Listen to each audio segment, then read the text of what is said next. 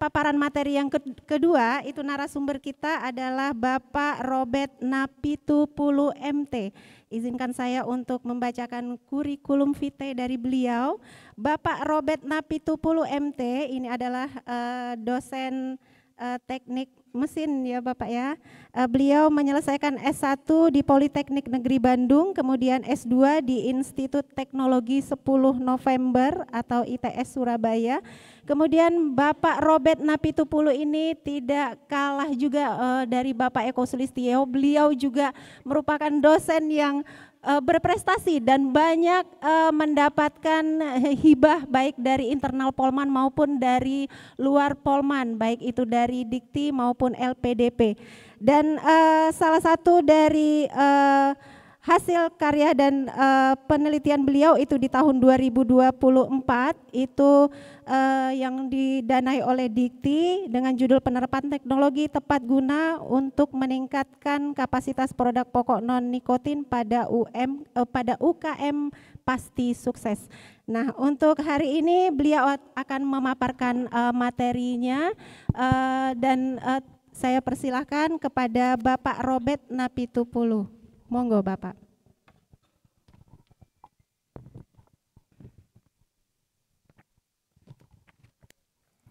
Baik, terima kasih Ibu Moderator. Selamat pagi Bapak Ibu semuanya dan salam sejahtera juga buat anak-anak kami semua.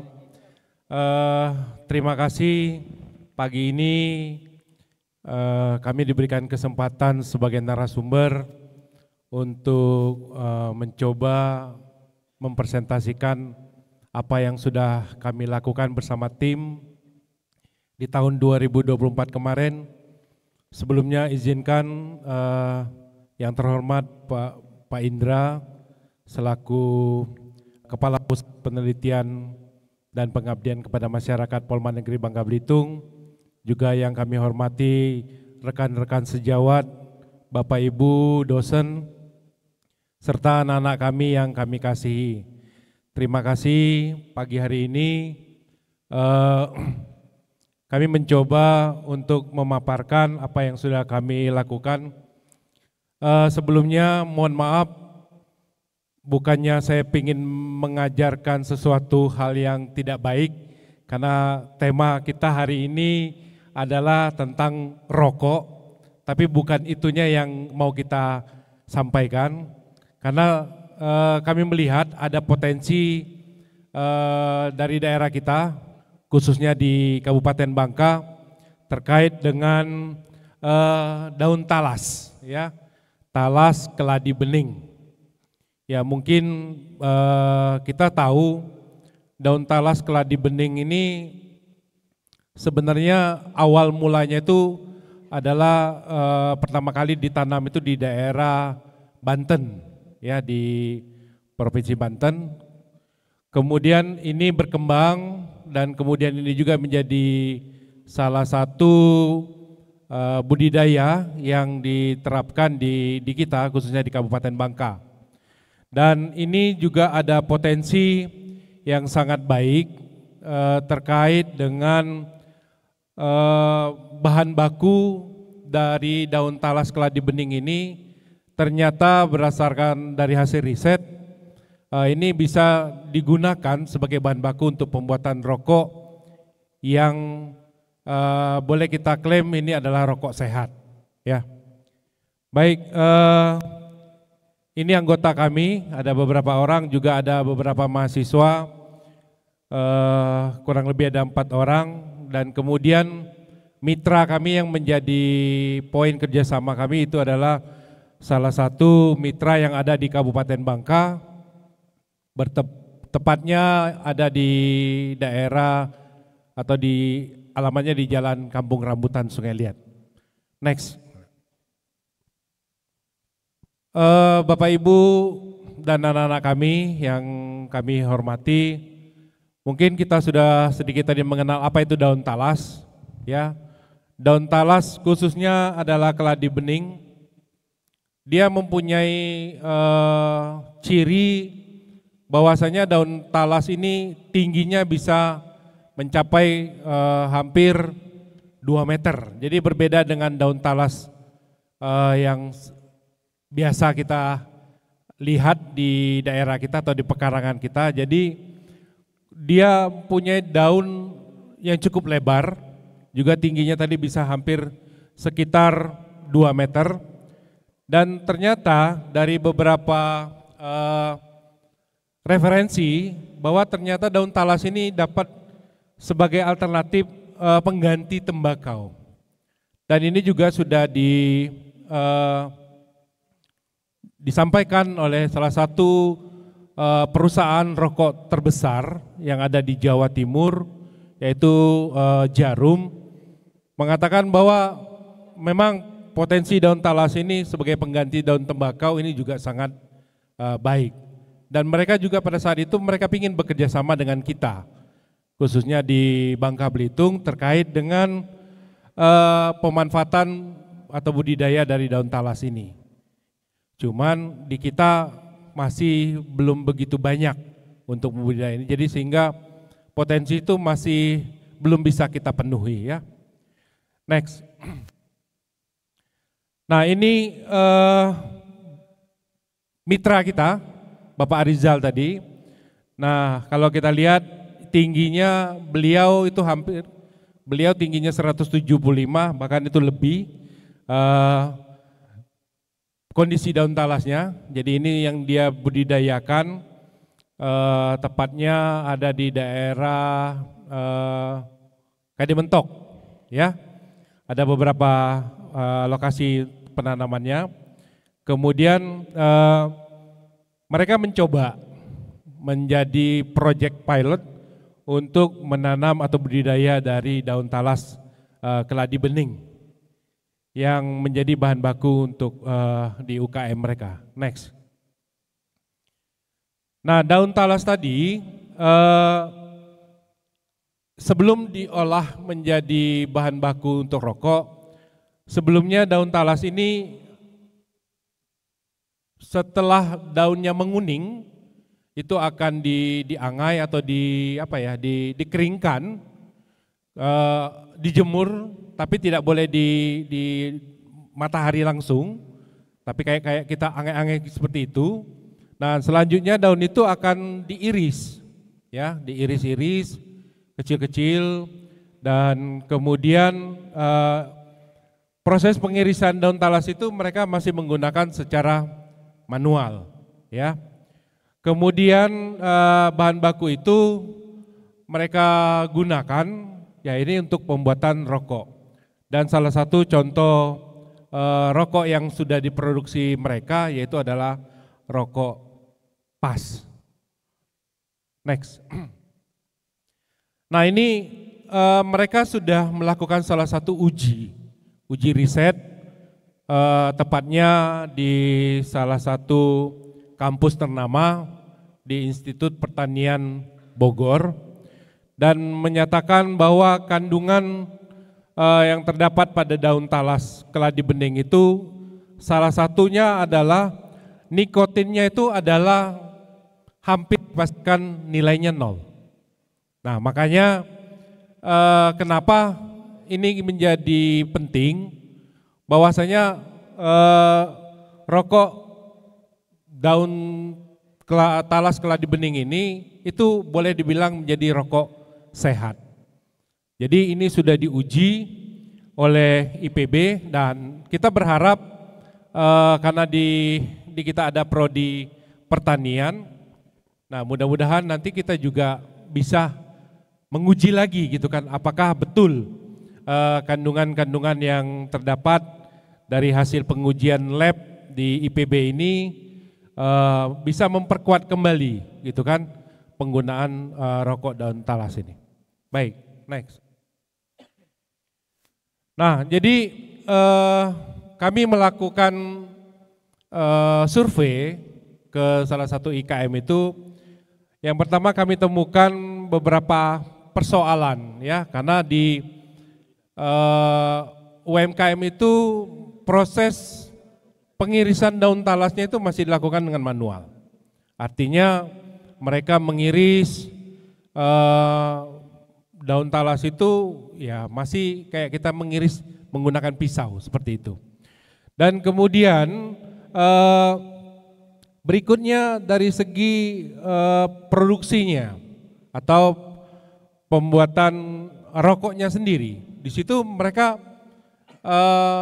belum memiliki mesin untuk pelinting rokoknya.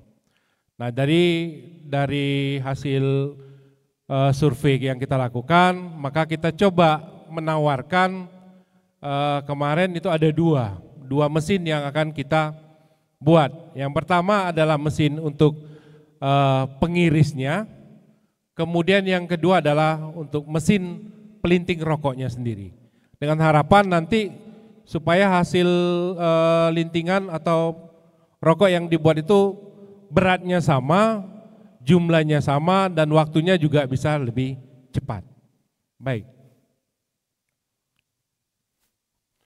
Nah ini yang beberapa yang kita lakukan, kita bekerja sama dengan mahasiswa, juga ini menjadi proyek mereka, salah satunya kegiatan MBKM mahasiswa di tahun kemarin. Jadi mereka membuat yang pertama itu mesin untuk pengiris, yang kedua adalah mesin untuk pelintingnya. Ya. Jadi kita menyelenggarakan dari dua mesin yang sudah kita buat ini, kemudian kita lakukan semacam program pelatihan kepada UMKM-nya, sehingga mereka mendapatkan pengetahuan terkait dengan apa yang sudah kita berikan. Next. Selain dari mesin tadi juga kita juga memberikan semacam pelatihan terkait dengan sistem manajemen keuangan, kemudian pengembangan strategi pemasaran, dengan tujuan agar ke depan UMKM itu bisa mendapatkan bantuan terkait dengan untuk modal penanaman daun talas itu sendiri, juga terkait bagaimana mereka akan memaparkan atau menjual produk yang sudah mereka kemas tadi. Dan inilah yang kita lakukan di tahun kemarin, yaitu manajemen keuangan dan strategi pemasaran. Next. Nah ini beberapa mesin yang kita buat di bengkel di jurusan kita, jurusan rekayasa mesin. Jadi proses pembuatan mesin pengiris daun talas, sebelumnya mesinnya kita rancang dulu seperti apa, kemudian kita desain, kemudian setelah itu kita tuangkan ke dalam produk jadi atau proses pembuatannya, kemudian sampai kita lakukan uji coba, baru setelah itu mesinnya kita berikan kepada masyarakat. Nah ini mesin pelinting rokok yang kita buat. Sebelumnya gambarnya kita desain sama, kemudian kita rakit, kita kembangkan, dan jadilah produknya seperti mesin yang ada di bawah itu ya. Jadi kalau kemarin proses pelintingan rokoknya itu masih satu-satu. Nah, jadi dengan sistem ini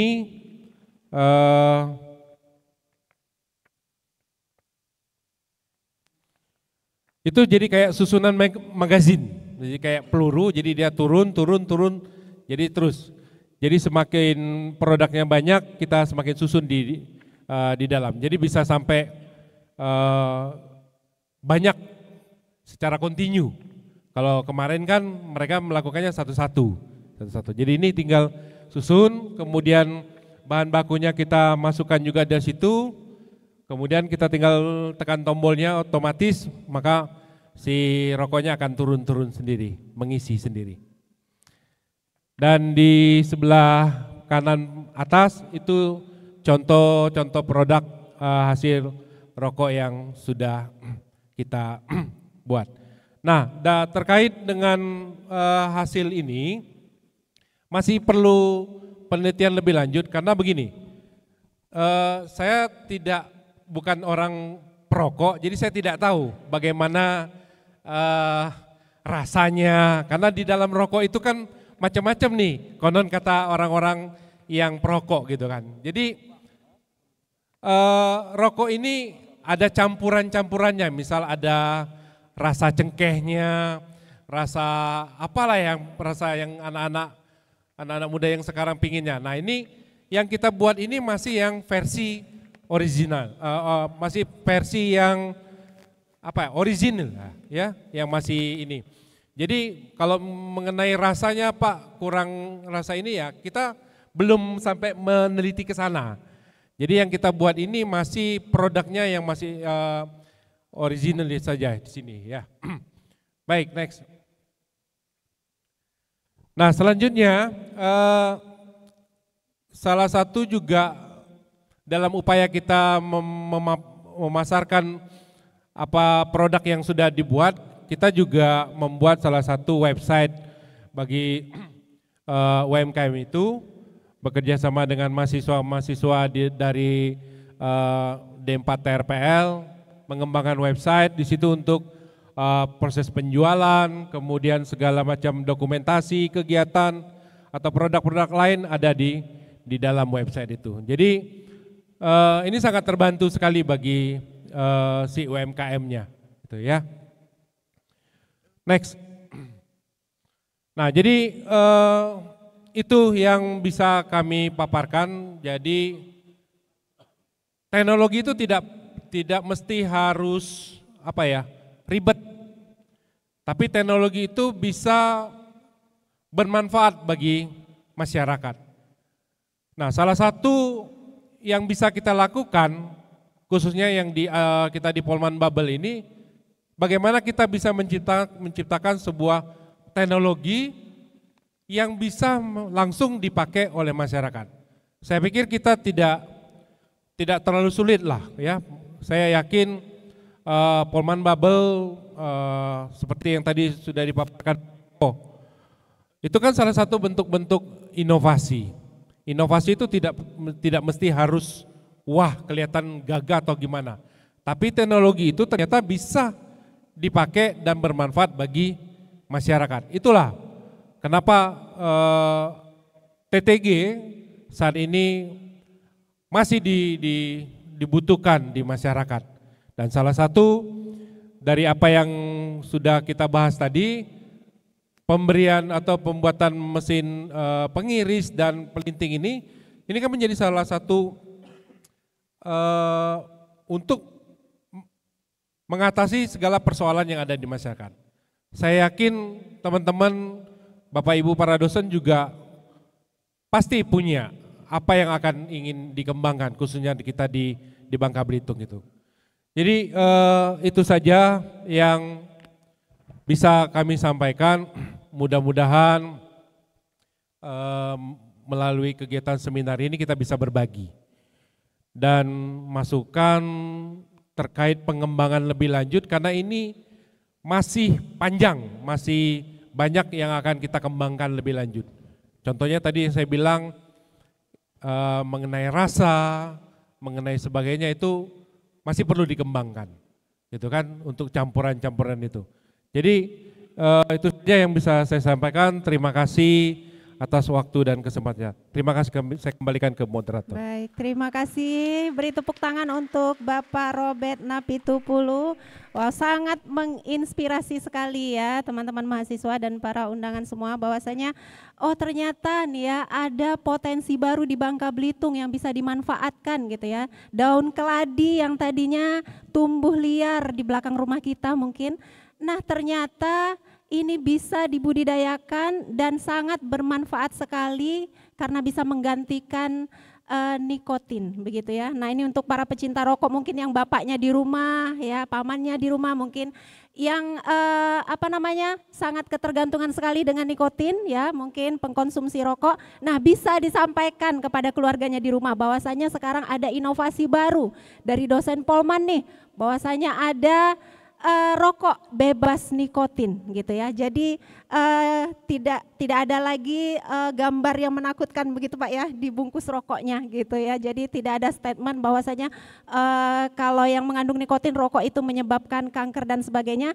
Nah ini insya Allah rokoknya sehat begitu ya Pak ya. Baik, sekali lagi beri tepuk tangan untuk Bapak Robert Napitupulu. Iya, yang semangat ya tepuk tangannya. Nah, sebelum kita memasuki sesi narasumber yang ketiga, ini biar semangat, saya minta tepuk tangannya yang heboh dulu dong. Tepuk tangan untuk SNITT 2025. Oke, terima kasih. Selanjutnya, untuk narasumber yang ketiga, ini adalah narasumber yang tidak kalah sangat menginspirasi juga ya, tidak kalah dari kedua narasumber kita yang sudah tampil tadi, yaitu Bapak Riki Afriansah MT